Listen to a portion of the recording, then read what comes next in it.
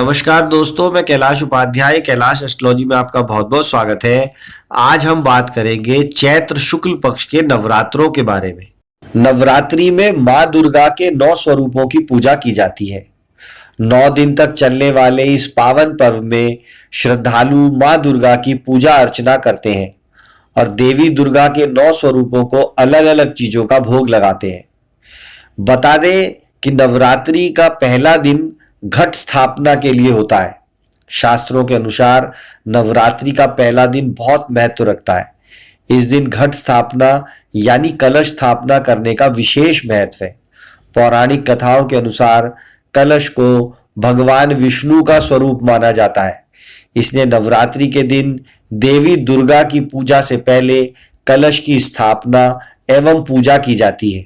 वर्ष 2021 में चैत्र शुक्ल पक्ष के नवरात्रे 13 अप्रैल 2021 मंगलवार से 21 अप्रैल 2021 बुधवार तक रहेंगे, जहां 20 अप्रैल को भवानी प्राकट्योत्सव मनाया जाएगा। वहीं 21 अप्रैल को रामनवमी की पूजा के साथ नवरात्र संपूर्ण होंगे। इस दिन कलश स्थापना का शुभ मुहूर्त 13 अप्रैल को सुबह 5:58 से सुबह 10:14 तक रहेगा। नवरात्र तो विशेष होते ही हैं। नवरात्रों के अलावा चैत्र शुक्ल प्रतिपदा तिथि का बहुत महत्व है। ऐसा माना जाता है कि चैत्र नवरात्रि के पहले दिन ही मां दुर्गा का जन्म हुआ था और मां दुर्गा के कहने पर ही इसी दिन ब्रह्मा जी ने सृष्टि का निर्माण कार्य शुरू किया था।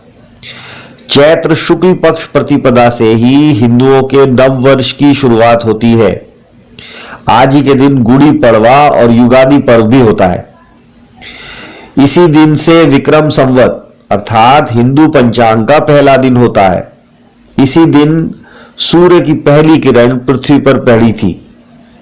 9 ग्रह, 27 नक्षत्र और 12 राशियों का उदय भी आज ही के दिन हुआ था। आज ही के दिन भगवान विष्णु ने मत्स्य अवतार धारण किया था और चैत्र शुक्ल पक्ष प्रतिपदा के दिन ही भगवान राम का राज्याभिषेक हुआ था। और भी कई महत्वपूर्ण घटनाएं आज चैत्र शुक्ल पक्ष प्रतिपदा के दिन हुई थी। यह दिन उल्लास, उमंग और खुशियों से भरा होता है। इस समय नई फसलें पककर तैयार होती हैं। सभी नक्षत्र शुभ स्थिति में होते हैं। किसी भी नए कार्य को आरंभ करने के लिए चैत्र शुक्ल प्रतिपदा सबसे शुभ समय होता है। इस दिन नवरात्रि के अवसर पर कलश स्थापना की जाती है। घरों में ध्वजा, पताका आदि लगाए जाते हैं तथा पूरा नववर्ष सफलतापूर्वक खुशी के साथ बीते, इसके लिए 9 दिनों तक फलाहारी व्रत रखकर मां की अखंड ज्योति जलाकर मां की आराधना की जाती है। तो आइए सबसे पहले बात करते हैं कलश स्थापना की। कलश स्थापना के लिए सामग्री, माता को लाल रंग बहुत पसंद है, इसलिए माता के लिए लाल रंग की चुनरी अवश्य खरीदें। इसके अलावा कलश स्थापना के लिए जल से भरा हुआ कलश, मौली, इलायची, लौंग, कपूर, रोली, साबुत सुपारी, साबुत चावल, सिक्के, अशोक या आम के पत्ते, एक नारियल, नारियल के लिए एक चुनरी, सिंदूर, फल फूल, फूलों की माला और माता के लिए श्रृंगार की सामग्री। सबसे पहले स्नान करें।